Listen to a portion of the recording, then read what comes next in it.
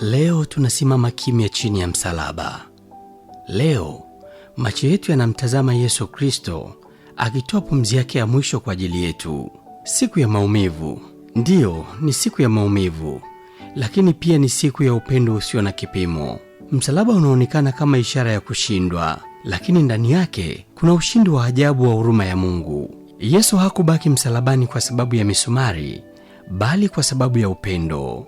Upendo wake kwako na upendo wake kwangu. Katika kila jeraha lake tunasoma ujumbe mmoja: ninakupenda. Katika kila tone la damu yake tunasikia sauti moja: umegharamiwa. Ijumaa Kuu inatuuliza swali la ndani sana. Je, tunaupokea upendo huu kwa moyo gani?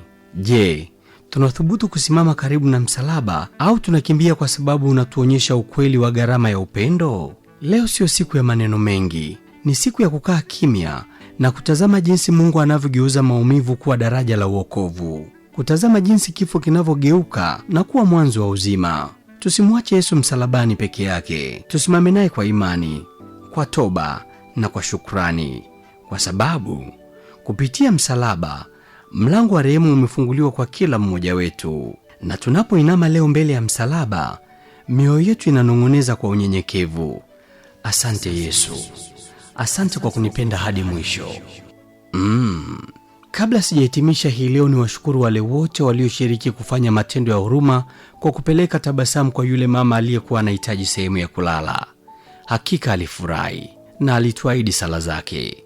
Kwa niaba yake, naitwa Isaac Mwacha. Siku njema, panapo majaliwa.